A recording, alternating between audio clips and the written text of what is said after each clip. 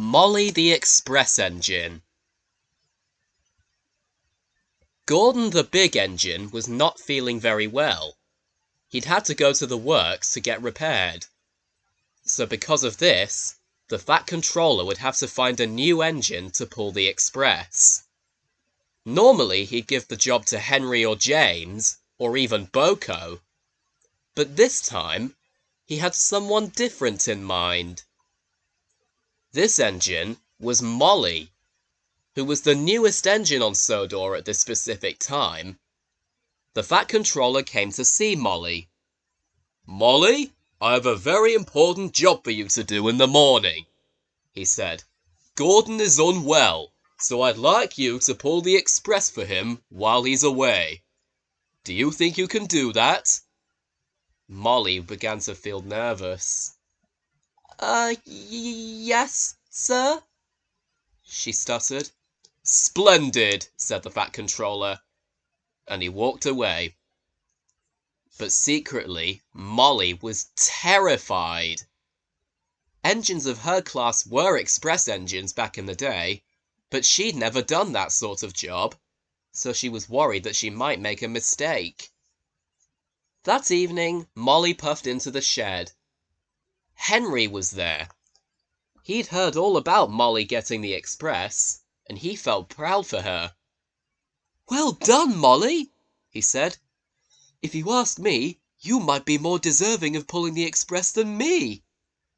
"But I'm worried I might make a mistake," said Molly. "I've never pulled that kind of express before." "Don't worry," said Emily. "I'm sure it will be okay.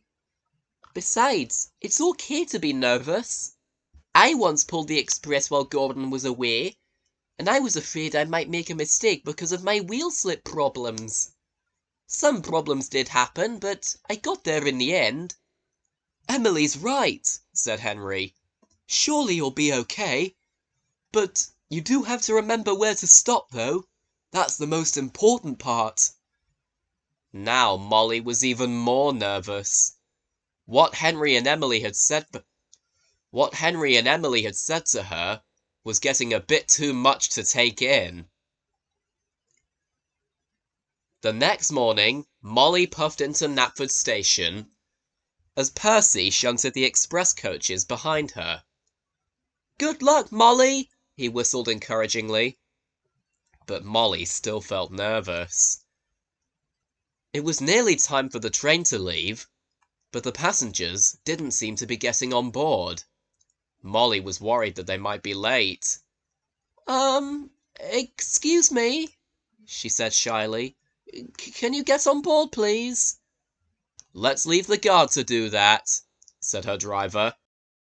And as if by magic, the guard asked all the passengers to climb aboard the train, which they did.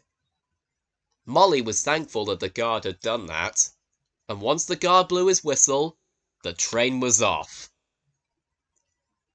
But still, Molly was very nervous as she puffed down the line. She really wanted to impress Gordon. After all, he had made fun of her on her first day. Perhaps this could be Gordon's chance to make amends with her. She knew how much Gordon cared about pulling the express. He probably wouldn't be very happy if he found out that she'd done a bad job. Once they arrived at the next station, they waited for Bertie the bus to bring some more passengers. Molly waited and waited. "Come on, come on, come on," she said pleadingly. "Don't worry, Molly," said her driver.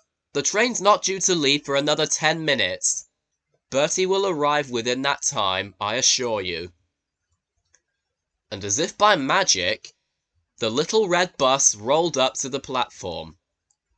"Oh, hello there," he said. "I was expecting Gordon to be pulling the express today. Who are you?" "I'm Molly," said Molly. "I'm pulling the express today because Gordon isn't very well." "Oh, I see," replied Bertie. "How's it been going so far?" "Not too bad," said Molly. "But I still don't know if I'll be as good as him. I've heard how much he cares for the express. I wouldn't want to disappoint him. Well, I'm no expert, replied Bertie, but I'm sure you'll do a great job. After all, the express doesn't stop at that many stations. You do have to remember to stop at Vicarstown, though. That's the last station on the island. Molly remembered that. She thanked Bertie, and once the passengers were on board, she hurried away. As Molly puffed along, there were surprisingly no delays. She was very surprised at this too, as were the passengers. As she puffed along, Molly was surprised at how much she enjoyed gliding along the line with the coaches. Some engines went past her as she went along, and they had to admit, Molly did look rather majestic pulling Gordon's express coaches. Molly didn't feel nervous anymore. She was having the time of her life. Once she got to Vicarstown, the passengers all jumped out of the coaches and said what a marvellous job she'd done. Molly blushed. She'd never received this much attention before. Later that day, Gordon had been mended and he came back from the works to see the Fat Controller praising Molly. "Well done, Molly," he said. "I've heard from the passengers that you did a splendid job with the express today. But now that Gordon is mended, you can go back to your normal jobs. I might consider putting you on passenger duties from time to time, though." And he walked away. And when the Fat Controller drove away in his car, Gordon apologized to Molly for what he'd said about her on her first day. "I must admit," he said, "I was wrong about you, Molly. Henry told me how well you'd done when I came out of the works. I understand you were a bit nervous." A little bit, yes, said Molly. "That's perfectly fine, my dear engine," said Gordon. "But even so, I'm sure you did a fantastic job out there. Perhaps the Fat Controller ought to ask you to pull the express more often when I'm away," he chuckled. Molly blushed. "Thanks for the offer, Gordon," she said, "but I think I'm more comfortable pulling suburban trains if that's okay with you." "Perfectly understandable, Molly," chuckled Gordon. "Although," he added, "there is one thing I regret." Molly was confused. "What's that?" she asked. "Not being able to see you win me over," chuckled Gordon. And both engines laughed. But little did Gordon know that soon another big yellow tender engine would be joining him with the express. And I bet you all know who I'm talking about.